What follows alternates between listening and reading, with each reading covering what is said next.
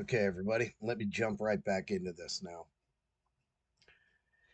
One of the first things I want to talk about is the fact that I am now in season three of being at the cemetery. For those of you that follow the Necro tourist only, maybe you're not aware of the fact that 3 seasons ago I took over as the cemetery sexton at St. Peter and Paul Cemetery, which is in Reading, Ohio. That's just north of Cincinnati, and sort of, I guess one of the original suburbs before suburbs were actually a thing. However, um, a few things, of course, the first 3 seasons, I spent the majority of my time learning how to do simple things like, you know, how to maintain the lawn. It's a lot. I got like 6.5 acres I have to do by myself. And, learning how to properly do burials, cremations, all of it. I didn't really, what I knew, but what you know until you put rubber to the road, it's not the same thing. However, there was some of the things I hadn't encountered before, which were a little odd to me this year. Not that it's that big of a deal, but if you work in a cemetery, maybe it's just things that you might encounter. So just wanted to share a couple of those ideas. Like while I've been working on things that help revamp the operations, and so is a couple of the one of the new board members and several people at the cemetery on the board. We've been working more towards automating things and being able to use things and digitally, you know, accepting credit cards, which was crazy to me when I started here. We didn't accept credit cards, but things like that. So we've been tightening down the operations so that everything from the day to day end runs smoother. But I did run into a couple of weird things that were strange. Now, number one, first thing when I talk about that board of trustees, when I talk about them, I'm not faulting anybody on the board. A lot of the people are inexperienced in the field, and that's sort of a problem, but it's not a problem.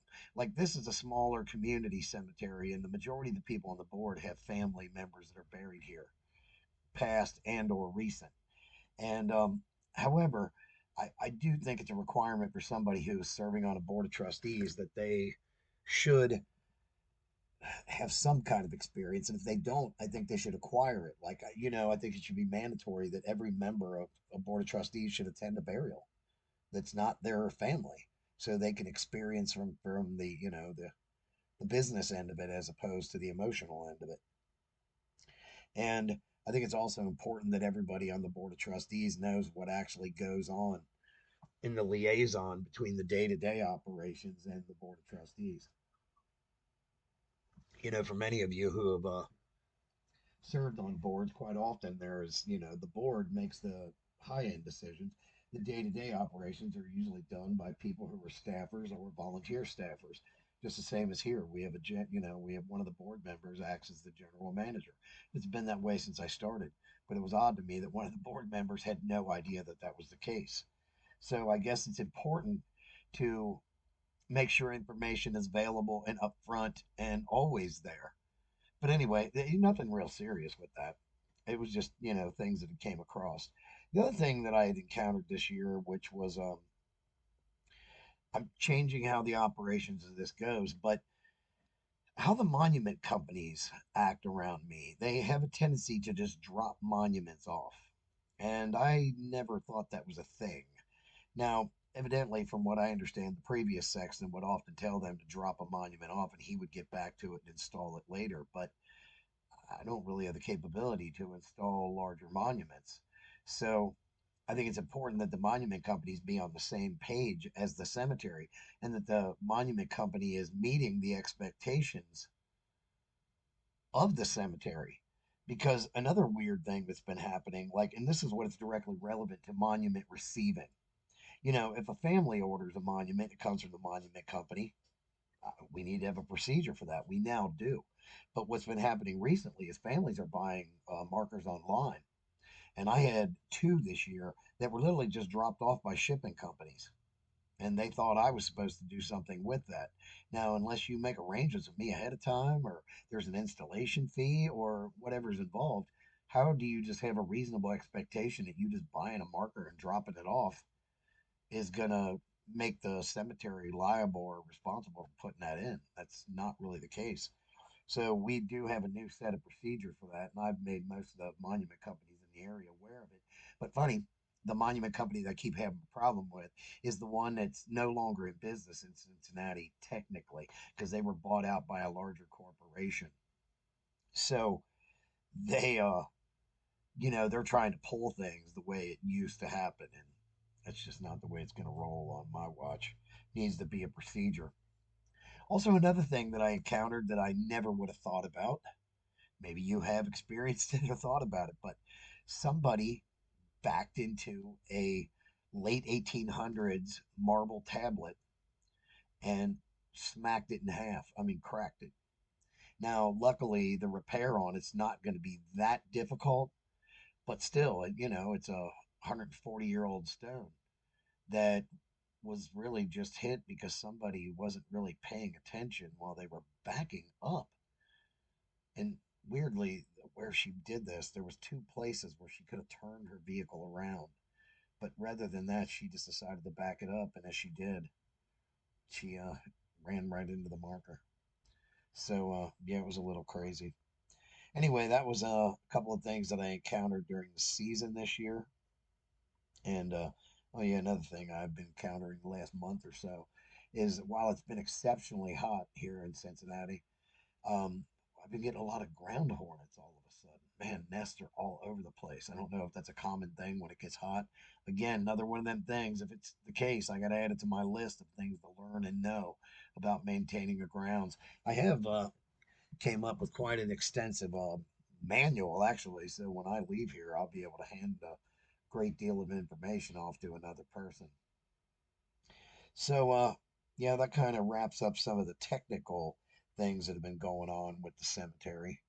Um, there are one other thing I'm going to tell you about with those guys, but I'll bring that up here in just a moment.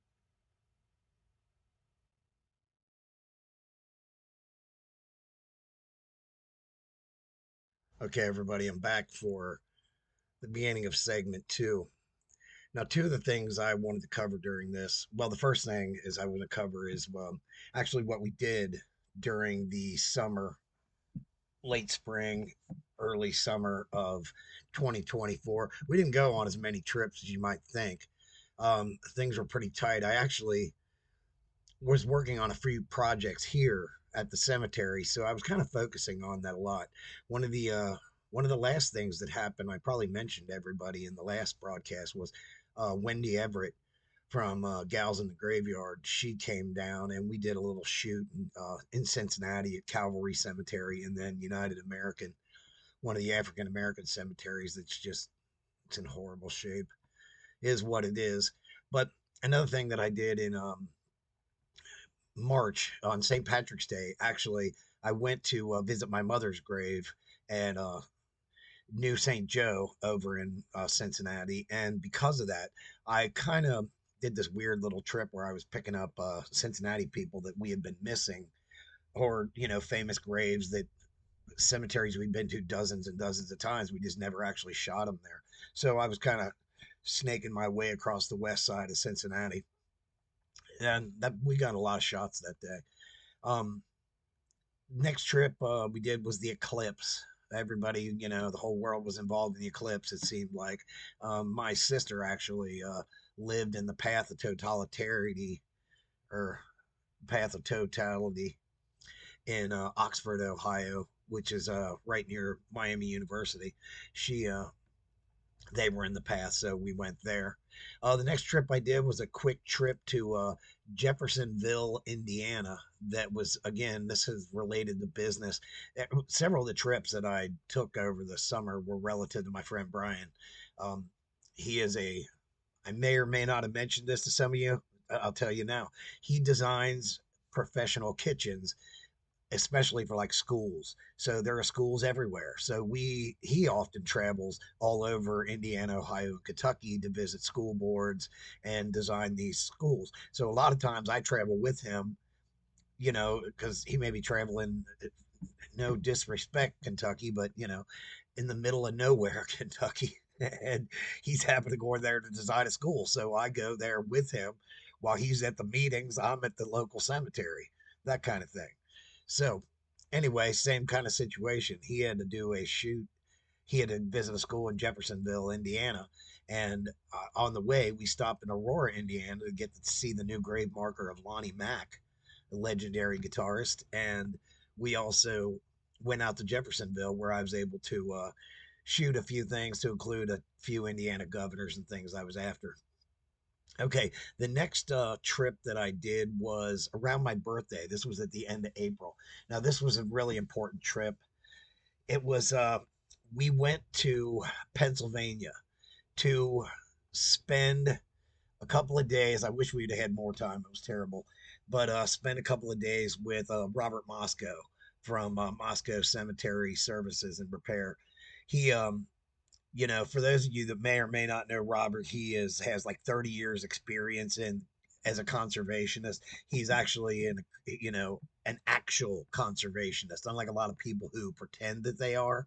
He actually has certifications, qualifications, education, and learned from the original masters of cemetery preservation. So a lot of people are pretenders. Robert's the real deal. And we went there to visit him. He lives in eastern Pennsylvania, and while we were on our way, I made plenty of stops along the way. We made a hit in Zanesville because, of course, living in Cincinnati, I'm traveling straight, almost not quite straight east, but to get to Pennsylvania. And I decided to make several stops along the way. So we hit Zanesville along the way because actually Charlotte had never been to Zanesville, even though I've been there twice. We stopped at the Grave Creek Mound in Moundsville, West Virginia, which I've been to, but she is not.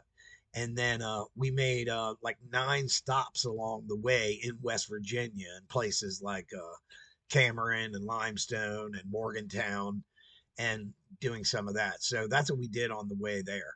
Now, another thing, while I was there, I was actually working on a cemetery project with Robert. So the second day we were there was more about getting work done. I don't even know that I visited a cemetery other than the one we were working in. So, but on the way back, we traveled, once we left, on our way, we traveled through Hanover, Pennsylvania, Taneytown, Frederick, Maryland, and Hagerstown, Maryland along the way. And while we did that, one of the one of the things I was most excited about was the Mount Olivet Cemetery that I stand corrected. I'm looking at the wrong one. No, it isn't. It is the Mount Olivet Cemetery in Frederick, Maryland. That is where Francis Scott Key was buried, and it was. I hate to say this in this way, but it was around the time the bridge got knocked over, so I was getting like extra extra people coming to visit the post I was making about Mount Olivet. So anyway, that being said, when we were coming back the last day, we were leaving Pennsylvania and we stopped in Monongahela. Yeah, that's right. I said it. Monongahela, Pennsylvania, to visit their main cemetery. And then we finally visited the place that I've been after for years. But because it's on the exact opposite side of Ohio and I just haven't been there, we went to Steubenville, which is the home of the very first cemetery in Ohio, which is the Union Cemetery. So that was pretty cool. That was a super successful trip, and a lot of things were accomplished there for as the Necro tourist as well as professionally and other things of that nature. Okay, I did another shoot in Cincinnati, wrapping up some cemeteries I had been to before, but never really did appropriate shoots. It was kind of like hit and miss. So we went there to pick up some famous Cincinnatians and things of that nature.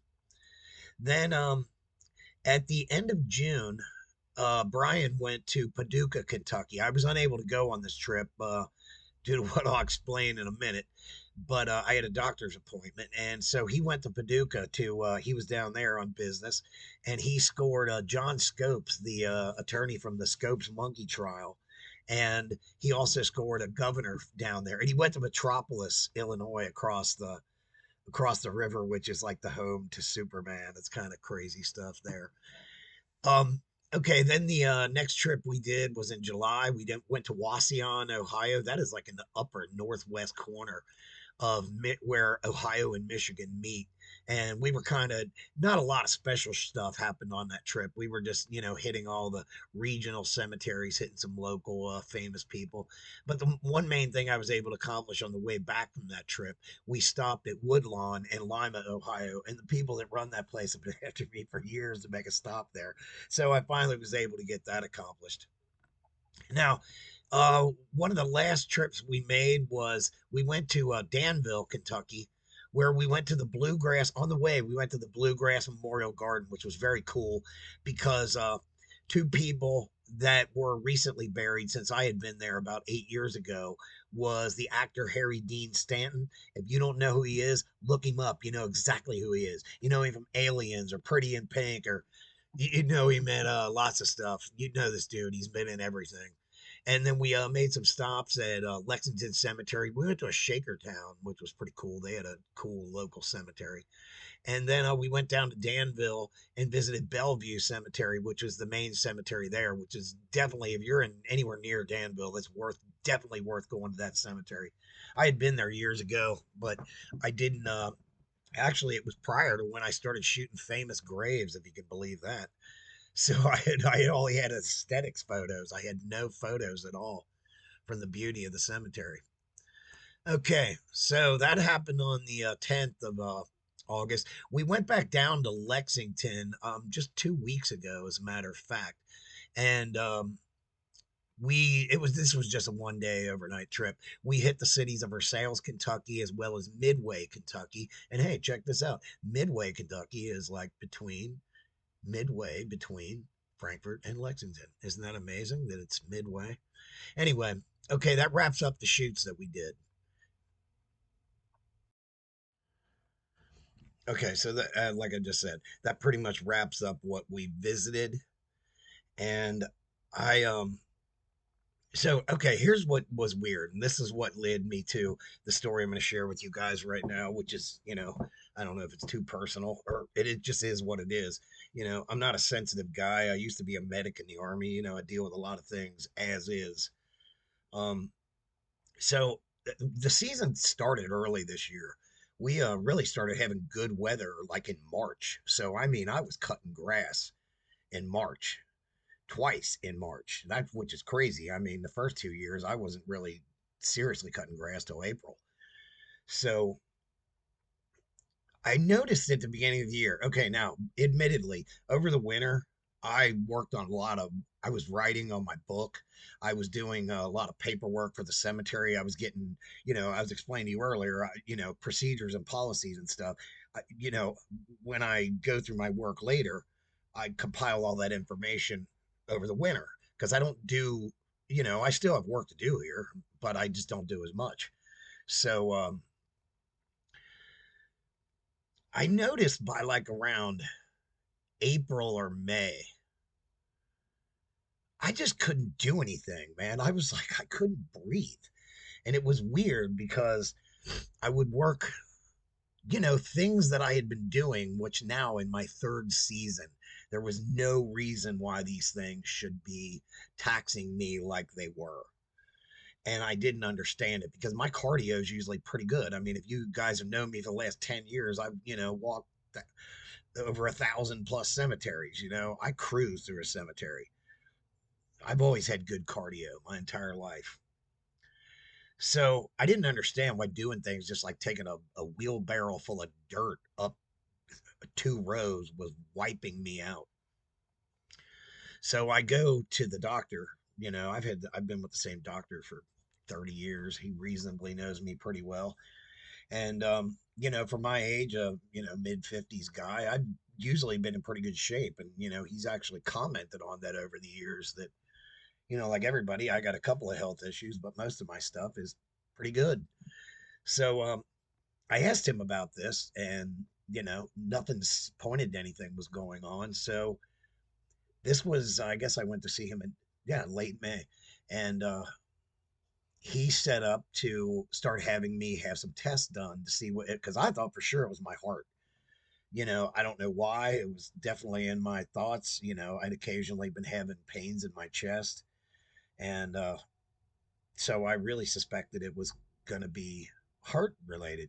So during the month of June, I started doing this barrage of tests that had to do with heart related stuff. I was getting, EKGs and stress tests and all this stuff.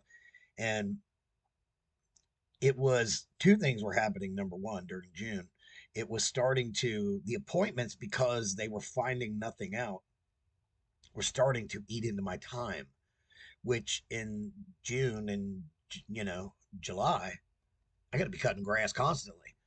So I'm at these doctor's appointments that are taking all day, and every one of these appointments is turning out the results are just nothing. So finally, in late June, because I used to be a smoker, I quit smoking about 7, 8 years ago. I they the where I go, my doctor's associated with University of Cincinnati Hospital, and University of Cincinnati has this screening program that has to do with ex-smokers, and they wanted to know if I would just go ahead and get a lung screen in that program.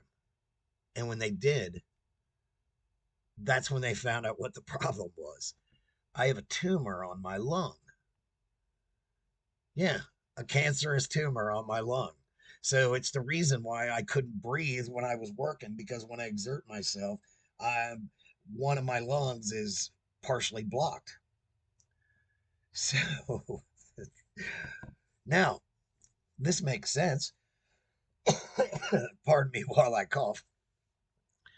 So, of course, this makes sense because I used to smoke and it had been there, but nobody thought this was lung related because I was convinced that it was my heart.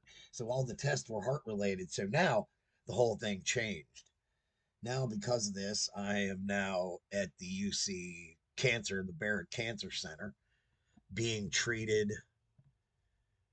with chemical or chemo and immunotherapy to hopefully basically where this thing is, if you guys can envision this, like where your lung, the branches come off of your, into your individual lungs. One of the tumors like right on the pulmonary artery. So they're hoping that they can either A, shrink the tumor completely with therapy. That's a possibility, probably not likely. Or at least shrink it enough so it'll be much easier for them to remove it off the pulmonary artery. That's also a possibility. If they can't do any of the above, then they're going to end up removing my left lung in partial or possibly completely. So basically, that's what's going on. And it's one of the reasons why a lot of things with the Necro tourist have been falling to the wayside. I'll get back to that in a second. But I did this barrage of tests in July. I was just constantly at the doctor while they were figuring out what was going on. And I was getting behind at the cemetery at the same time. Now, because I'm having a physical problem, getting behind is making it even worse. Then we get into this hot streak. And I'm telling you, we had in July, we just had tons of 90-degree days and I can't breathe. And then August comes and we have another like 20 hot 90-degree days. And this stuff is just piling up on me. And, what was going on with the Necro tourist, while it's my priority, it's also not my priority. So a lot of what's been going on with the Facebook pages and the website itself and things. I haven't been, it's not that I've been purposely neglecting people. I probably got 3,000 people in queue trying to just join our Cemeteries of Europe group. But so I'm just telling everybody, I'm, you know, I'm not, I don't know how hopeful I am about my prognosis. It seems to be okay. I got to do what I got to do no matter what. And I'm a good soldier. I'm gonna soldier through it and do what I have to do. But I'm telling you, I am 1 week into chemo, and I'll tell you, the first week has not been fun.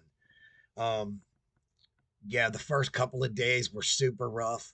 Over the weekend, man, I was really really sick. I was gonna go to the hospital sick, but I know better than to go to the hospital on the weekend. That's pointless unless you just want to lay in a bed. But anyway, so basically what's going to happen as far as everybody goes, here's what's happening personally. I received my first treatment September 16th. I'm going to be receiving another treatment. Let me think, since I got the calendar right here. I'll take a look. I have my next treatment after that that'll be scheduled on Monday, the 7th of October. Then I will have another one scheduled on October the 28th. So, yeah, I have the four treatments that'll be doing that. And then after that, they'll be making the evaluation and prognosis. And, there's a good possibility, unless this shrinks it down, that I'll be going into surgery over the winter. So I don't know. I mean, they say that people are just fine with one lung, and it is what it is. I only find this is the greatest irony because of all the illnesses in my life. When I was younger, I used to smoke like crazy, man. I'm gonna tell y'all, 2.5 packs a day for 30 years. I started when I was like 19, smoked till I was 50, and I always used to say, if I get lung cancer, there's nobody to blame but myself. So don't have any pity for me. So I'm not asking anybody to have any pity for me. I'm just making you aware of what's going on with my physical limitations because it's been to some degree affecting my job. Not completely, but I now know how to work around it. And well, during treatment, that's completely different. I don't know how this treatment's going to go. So that's sort of affected me. Luckily, my sons have been coming over to help. As a matter of fact, they're coming over today to do some trimming. So yeah, because this is physically taxing me, and I haven't even been through a whole 3 week cycle yet, so I don't even know what the, how each cycle is going to affect me. I hope as I go through a week, it'll continue to get better each week, when I'm in that 3 week process, because I already know that the first week is going to be not fun, man. Yeah, it was not fun. That's all I'm going to say. Um, so yeah, several things that we've been working on have been, put in delay, but due to this circumstance, here in a few minutes, I'm going to come back and tell you about some of the things that are coming up with like the fall schedule and the Boy Scouts project, television appearances, and so much more. So I appreciate you listening to this portion, and I'll be back shortly with the next segment.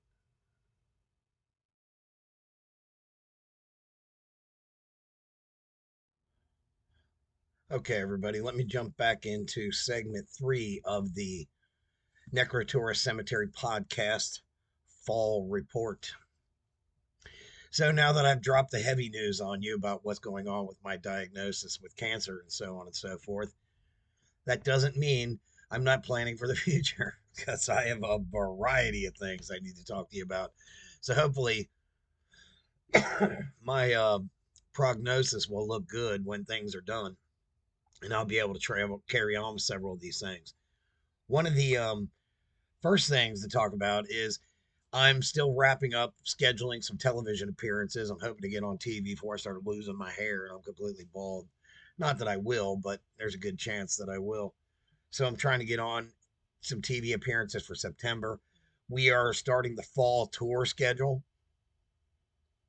Many of you know we do public tours down at the Wesleyan Cemetery here in Cincinnati. So we're announcing some dates. Now, these are going to coincide with how my scheduling is going for my chemotherapy. It's usually the Saturday before I have to go in for a new treatment. So, timing wise, it may work out that I may be in good enough health to do those. Of course, some things are scheduled to rechange or subject to schedule change, but I anticipate that there'll be public tours on Saturday, September the 14th, Saturday, September 28th, Saturday, October the 12th, and Saturday, October the 26th. There may be one scheduled for Saturday, November the 2nd, but that's pending. I will have chemo like 2 days before, so that one's probably not going to happen. And then the last one in the series will be the one on Saturday, November the 9th, which is the Veterans Tour, which is a buy one, get one free for veterans on the tour. Tickets price for the tickets are $15 when we do them. If you're booking a private tour, which you can do any day of the week if we schedule a private tour, It's $15 per person, a minimum of 3 people on your ticket. When it's the public tours, depending upon how many tickets we sell, you don't necessarily have to buy 3 tickets, but generally, it's certainly when we do a private tour, it's a minimum of 3 person tickets. But again, those dates are September 9th, the hold on again, September 14th and 28th, October 12th and 26th, and then November 11th. Those are the tours.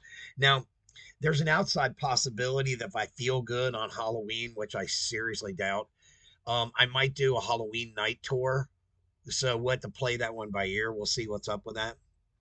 And that reminds me of something else that over the summer we had the Ohio ghost hunters out here at the cemetery, and we had some things go on here. That's all I'm going to say at this point. I'm going to share that story with you guys later when it gets closer to Halloween because it's definitely an interesting story. The Ohio ghost hunters and again Wendy Everett from Gals in the Graveyard came down from Columbus, and we had a very interesting night. That's what I'm going to say.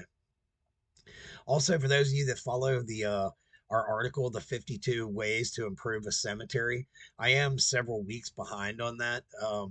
That's just a matter of processing. The work is actually done because part of that's going into my book that I'm working on this winter. So that's coming up. That'll be caught up here shortly. Now, another thing that's going on that I'm pretty excited about. Actually, one of these is available right now on our website, and they're going to be available for print by next week. This is not the final copy I'm showing you, but you guys are getting a sneak peek at the cemetery coloring books based on the photos of the Necro tourist.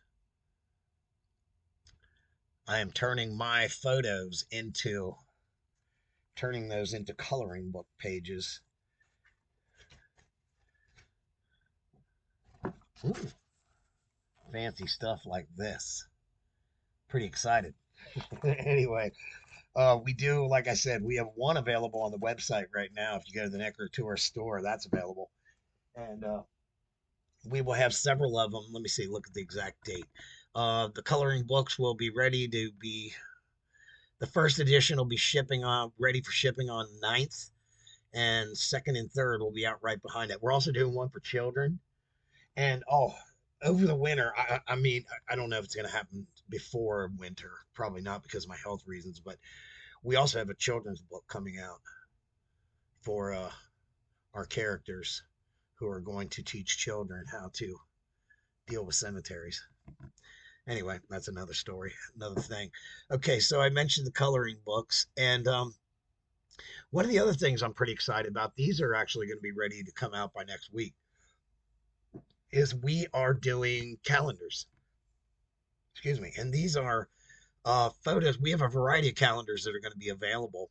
We're going to be doing ones for the cemeteries of Ohio, cemeteries of Kentucky, cemeteries of Indiana. Then we're going to be doing one for the famous graves of Indiana, Ohio, and Kentucky. And then let's see, what else do we have here? We have a straight famous graves calendar that's going to be available. So these will be available on our website, and you'll be able to check some of them out on social media. I'm pretty excited about those. And we're also thinking about doing something else with the calendars too. You know, many of you that are in our groups, we have a cover of the month, and a lot of people get featured. You know, thousands vote on who's going to be the cover. And I was thinking maybe we might do a same thing with a calendar for the groups. Let everybody enter their photos in to see who would be the potential 12 photos, and we'll vote on them. And then we can sell those calendars within the group. Then, you know, anybody that enters will get a free calendar and things like that. But just another consideration. But we do have the Necro Tourist calendars coming out. Now, one of the things I'm most excited about, I wasn't able to do them as cheaply as I as anticipated, but they're not terrible. But here you go. I want to show it to you guys. This is the first gen of the new shirts we have coming out. I don't know if you can see, it's like Skelly here, and he's got some creepy clowns in the background and famous graves up here in the corner. This thing is it's like a digital 3D type printing. I don't even understand the mechanics of it. I used to do screen printing back in the days, and this is different, completely different than that. Anyway, this is the first shirt So many of you, when you're following the website, especially in our social media, you see Skelly, our image, on lots of places. Our skeleton who sort of looks like me, but it's not me. Maybe that was my future. Who knew? Anyway, um, we have those shirts available. So, in like some of the groups, when you come into them, we have the welcomes. So, we're going to produce shirts like that to say, like, I love Indiana cemeteries, and I love Ohio cemeteries, and I love famous graves. So, we're going to have several of those shirts available. The new version of this one is available right now online. We have a second version of this, and then we have the two new 2024 shirts that are still available there now. So, interested in those. I think these are really cool. I'm going to get a few more made for myself, whether you guys buy them or not. I appreciate if you buy them, but I'm not on a fundraiser. Well, I guess I technically am, but anyway, okay. Another thing that's going on this year that I'm pretty excited about is starting next week, we're going to be doing a follow up program with the Boy Scouts of America right here in Reading, Ohio. And they two projects we're going to be working on with them. Number one is they were here several weeks ago, and I gave them a class on the technical aspect of cleaning headstones. Then now that they have the classroom work in, next week or a couple of weeks from now, they're going to be coming in to learn to clean veterans' graves, and I'm going to start this as a program with them. Then, secondarily, we have a project going on here where inside the cemetery, I have 20 Civil War veterans, and I'm trying to create a memorial plaque for those guys. And it's a Boy Scouts project, so it's the kind of thing I'm going to get them involved in, and hopefully, make that cleaning an annual project, or maybe a couple of times a year around Memorial Day, Veterans Day, things of that nature. So I'm pretty excited about that. Because I've been trying to get a collaboration with the Boy Scouts for a while for some of the work we do with our nonprofit, Respect Our Cemeteries. So it's good to know that I'll be able to get those guys involved. So I guess, unless I'm skipping over something that I'm not really realizing, I think I may have caught everybody up with everything that's going on. I mean, I told you what was going on over the summer, what was going on, what actually happened with my health diagnosis, why that's putting some things behind, the things that we have scheduled for the fall, the new shirts, the calendars. I am excited about the coloring books, y'all. I have to tell you, the coloring books, I think I'm pretty excited about that. I feel like coloring one right now. But anyway, we are going to try, I'm going to do as many of the tours, our annual, fall tours, help permitting, I can do all those. And then, I'm just hoping I deal with the chemo well enough to be able to perform some public tours and things of that nature because, this is my season. It's September now.